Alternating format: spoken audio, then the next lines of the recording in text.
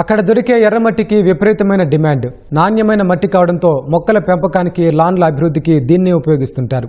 దీంతో అక్రమార్కులు మట్టిపై కన్నేశారు. రేయింబవళ్లనే తేడా లేకుండా భారీ యంత్రాలు దింపుతూ మట్టిని కొల్లగొడుతున్నారు.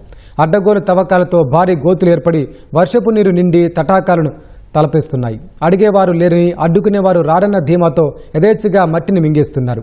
పల్నాడు జిల్లాలో జరుగుతున్న ఎర్రమట్టి దందాపై ఈటీవీ ఈనాడు పరిశీలనాత్మక కథనం.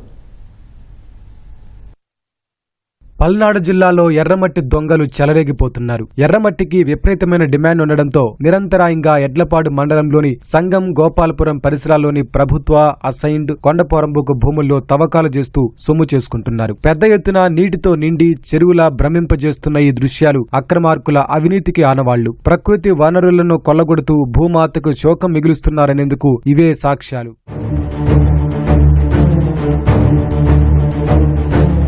కొండవీడు కొండలతో పాటు పరిసర ప్రాంతాల్లో అత్యంత నాణ్యమైన ఎర్రమట్టి నిల్వలున్నాయి. ఇక్కడ 15 ఏళ్లుగా తవ్వకాలు జరుగుతున్నాయి. భూమాత గుండెల్లో పెద్ద పెద్ద ప్రొక్రియన్లు దింపి 40 అడుగులకు పైగా లోతుల్లోకి తవ్వి మట్టిని కొల్లగొడుతున్నారు. ఎడ్లపాడు మండలం నుంచి పల్నాడు జిల్లా వినుకొండ, బాపట్ల జిల్లా చీరాల, గుంటూరు నగరంతో పాటు అనేక ప్రాంతాలకు మట్టి సరఫరా అవుతోంది. సంగం, గోపాలపురం నుంచి దూరాన్ని బట్టి టిప్పరు మట్టి 6,000 నుంచి 15,000 వరకు విక్రయిస్తున్నారు. ఇటీవల వర్షాలు రావడంతో గోతులన్నీ వర్షపు నీటితో నిండిపోవడంతో తవ్వకాలు కాస్త ఆగాయి. దీంతో అక్రమార్కులు గోతుల్లోని నీరు బయటకు తోడేందుకు పూనుకున్నారు. ఈ క్రమంలో రహదారులు అడ్డుగా ఉన్నాయని ప్రొక్లేయంతో తవ్వేసి మరీ నీరు వెళ్లిపోయేలా కాలువ తీయడం వారి బరి తెగింపును తేటతెల్లం చేస్తోంది.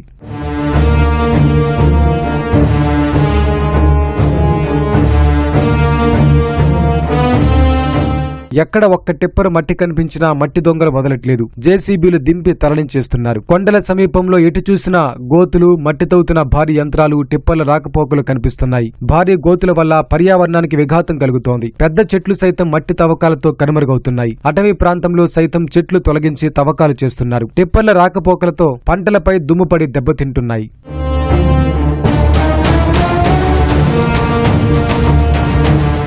సంగం, గోపాలపురం పరిసరాల్లో వైసీపీ హయాంలో పెద్ద ఎత్తున ఎర్రమట్టి తవ్వకాలు జరగడంతో ప్రాంతమంతా గోతులతో ఛిద్రమైపోయింది. కూటమి ప్రభుత్వం వచ్చిన తర్వాత కూడా యథేచ్ఛగా తవ్వకాలు జరగడం విస్మయం కలిగిస్తోంది.